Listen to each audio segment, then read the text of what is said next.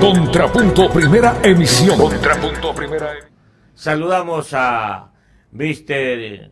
Isaac Cohen, analista económico internacional.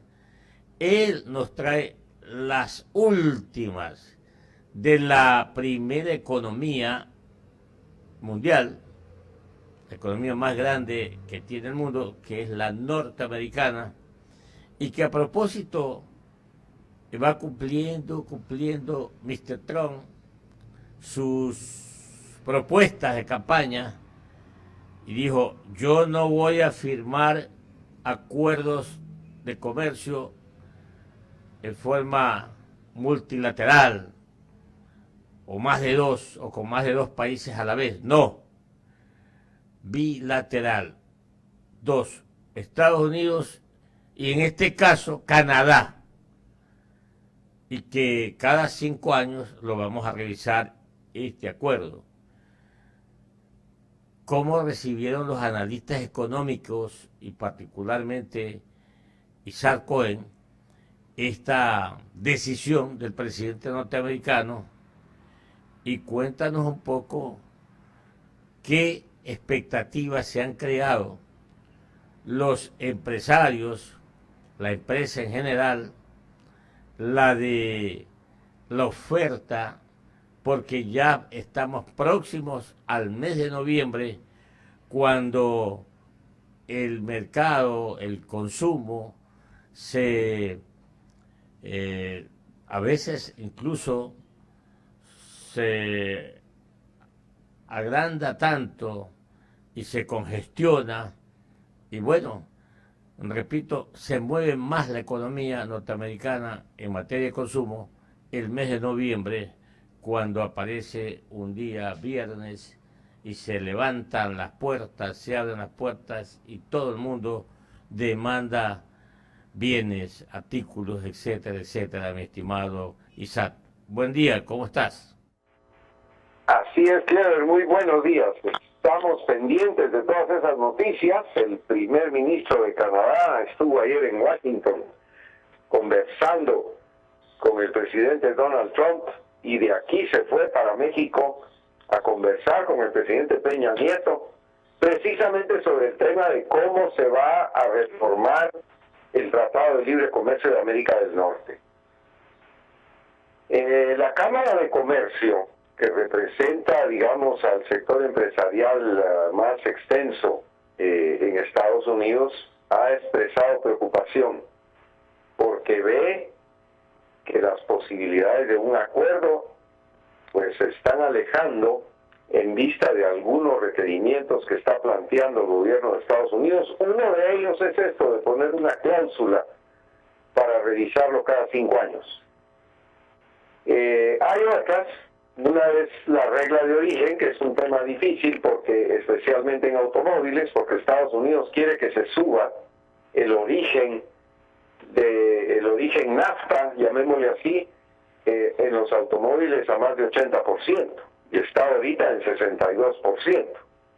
O sea, Estados Unidos quiere que se usen más partes originarias de Canadá, Estados Unidos y México en la construcción de automóviles. Y eso lo que va a hacer es que va a encarecer los automóviles y va a hacerlos menos competitivos con las distintas plantas japonesas, alemanas, coreanas que se encuentran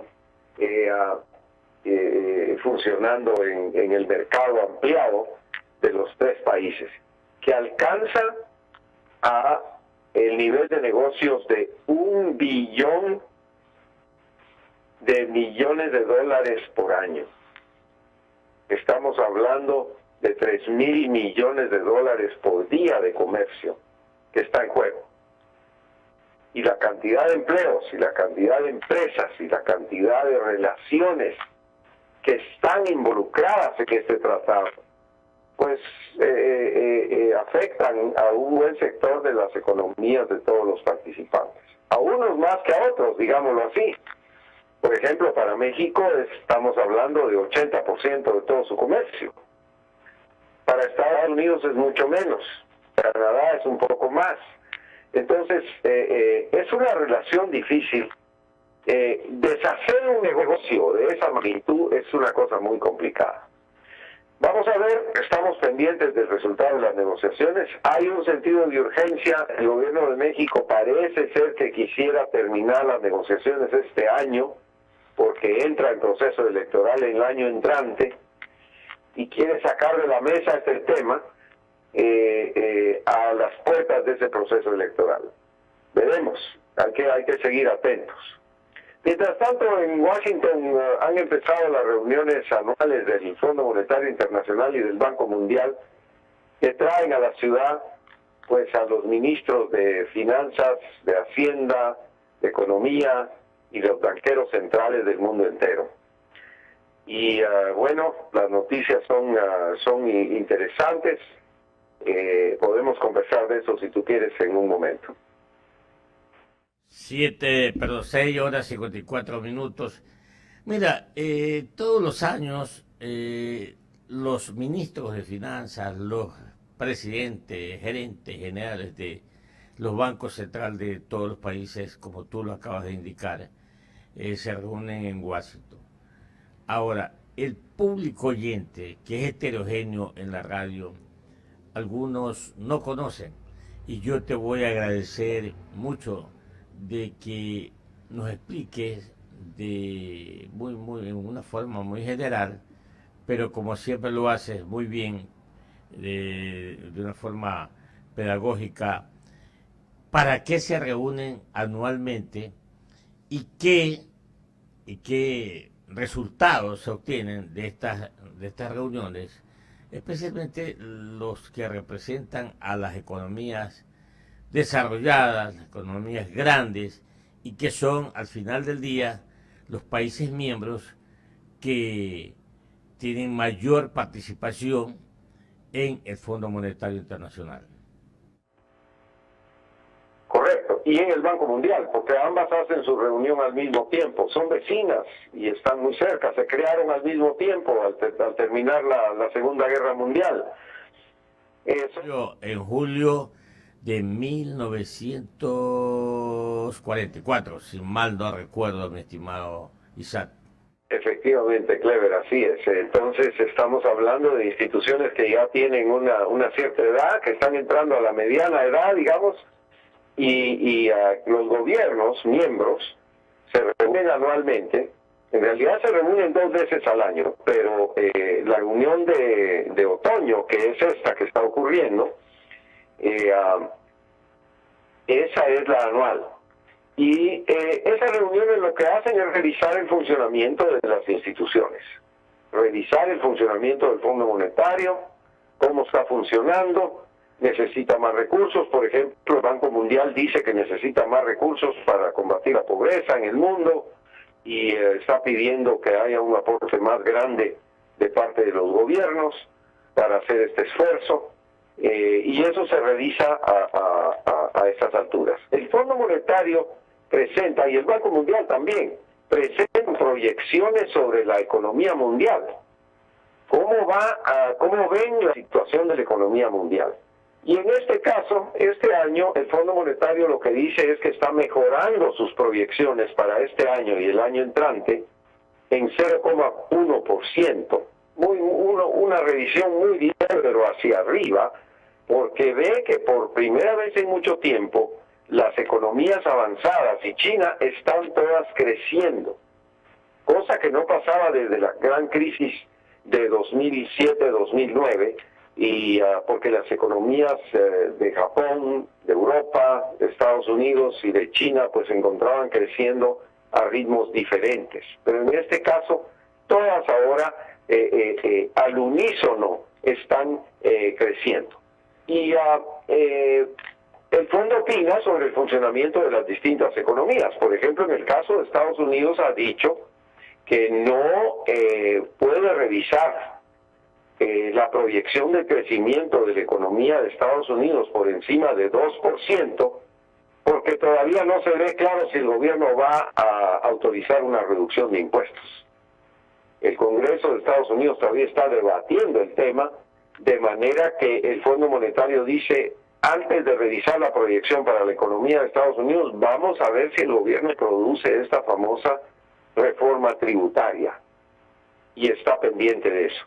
Eso causó por parte del gobierno de Estados Unidos una especie de molestia porque el secretario del Tesoro, el señor Steven Mnuchin, dijo que no le parecía eso de que el fondo estuviera esperando que se resolviera este tema porque el Poder Ejecutivo ya había presentado una propuesta gruesa de reformas tributarias. Pero el fondo dice, nosotros nos basamos en hechos, no en promesas. Y esto hasta ahora es una promesa.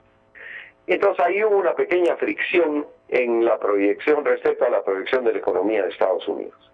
Y esos son los temas. Hay proyecciones, por ejemplo, el Banco Mundial proyecta para la economía de Ecuador 0,8% de crecimiento el año entrante, después de una caída de 1,6% en la economía. 0,8% de crecimiento pues ya es mejor. Espectacularmente la economía de Sudamérica que está creciendo más es la economía de Paraguay, creciendo más de 4%, lo cual es extraordinario porque sus vecinos, sus grandes vecinos, Argentina y Brasil, se encuentran creciendo menos. Estaban creciendo negativamente, decreciendo por así decir, pero Brasil y Argentina se espera que puedan empezar a mejorar un poco. 6 horas 59 minutos.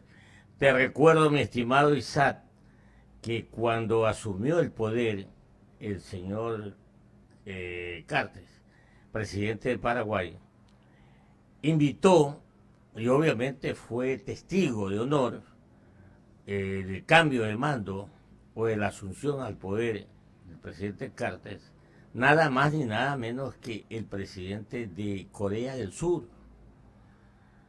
Imagínate tú, ese poder económico estuvo presente y le abrió las puertas a Corea del Sur, diciéndole aquí venga usted, coloque sus capitales en calidad de inversión y usted no va a pagar intereses por 5 años, otros de 10 años.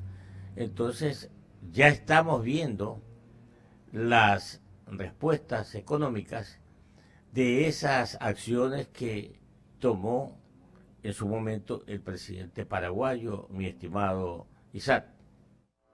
Efectivamente, ayer tuve la oportunidad de entrevistar al presidente del Banco Central del Paraguay, el doctor en economía Carlos Fernández, quien me indicó que la razón por la cual la economía de Paraguay crece, mientras que la economía de sus grandes vecinos está en retroceso, es porque Paraguay ahora ha empezado a convertirse en una economía dedicada a la maquila de operaciones de transformación industrial para la economía de Brasil.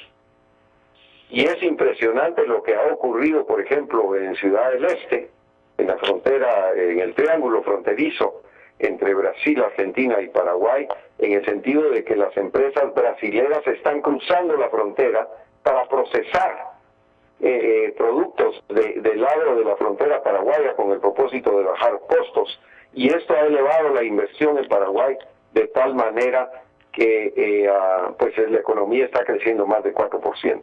Es espectacular este dato, y aproveché la conversación con el presidente del Banco Central de Paraguay, quien se encuentra participando, por cierto, en las reuniones anuales del fondo y del banco, y tuvo la gentileza de concederme una entrevista, porque sí llama la atención que Paraguay en este momento sea la economía más dinámica de América del Sur. Bueno, un poco emulando a la economía panameña, mi estimado Isaac, que no para de crecer, de desarrollarse, y mira tú, esa misma expansión o ampliación del canal le genera más ingresos cada día, y ese es otro país que hay que ponderarlo en este orden que estamos haciéndolo, mi estimado Isaac. Efectivamente, la diferencia es de que en Panamá, es cierto, Panamá sigue creciendo a más de 4%, pero en Panamá el crecimiento se debe a inversión en infraestructura, como el canal, y al mismo tiempo a la atracción de capitales al centro financiero y al funcionamiento de la segunda zona de libre comercio más grande del mundo en la zona de Colón. En el caso de Paraguay, el presidente del Banco Central me explicaba que lo que está ocurriendo es que Paraguay está ahora volviéndose parte de las cadenas de valor de la economía brasilera. Y eso hace que la inversión sea una inversión productiva, que le traduce, por supuesto, en mayores empleos y en mayores exportaciones, especialmente en la industria automovilística. Mencionabas a la presencia del presidente de Corea en la transmisión de mando de Paraguay, y es muy interesante porque muchas de las empresas coreanas que se están estableciendo en Paraguay sirven precisamente para abastecer a la industria automovilística de Brasil, desde el lado de la frontera paraguaya. Ciudad del Este, que era la capital del contrabando en América del Sur, se ha convertido ahora en una ciudad dedicada a la maquila y a la transformación de operaciones y cadenas de valor relacionadas con la industria de Brasil. Buenas cosas, mi estimado Isaac. Ahí está un panorama general de la economía norteamericana y de acá de Latinoamérica, mi estimado Isaac. Te agradezco mucho por tus comentarios, tu información. Y bueno, pues disfruta mucho a estos amigos de los distintos bancos centrales de los países que llevan noticias y que también llevan muchas aspiraciones para sus economías, mi estimado Isaac. Te mando un abrazo y como siempre un buen fin de semana. Así es, Clever. Igualmente, una llamada al pie de página antes de terminar. Lamentamos la ausencia de Estados Unidos en la Copa Mundial de Fútbol en Moscú en el año 2018 porque la selección de Estados Unidos fue eliminada en un partido con Trinidad recientemente. Aprovecho para desearles a los radioescuchas de Huancavilca muchas felicidades y muy buen fin de semana. No te vayas, Isaac, porque solamente te voy a recordar, y eso sí, tú y yo no nos podemos poner de tarea, pero sí a los analistas del fútbol particularmente, que hay una coincidencia. Mira tú, a las Olimpiadas de Estados Unidos, a los Juegos Olímpicos a los Estados Unidos, no llegó a Rusia. Al Mundial de los Estados Unidos 94 no llegó a Rusia. Y viceversa, Estados Unidos no llegó a los Olímpicos de Rusia. Y ahora no llegará a Rusia al Mundial de Fútbol. ¿Qué coincidencias? Y sería bueno que alguien nos explique por qué, mi estimado Isaac. Efectivamente, estamos precisamente tratando de analizar este retroceso en la selección de fútbol de Estados Unidos. Pero eso lo vamos a comentar más despacio próximamente, Clever. Bueno, mi estimado Isaac, que te vaya muy bien. Un abrazo. Otro para ustedes. Muchas gracias, Clever. Huancavilca, la H grande de la información.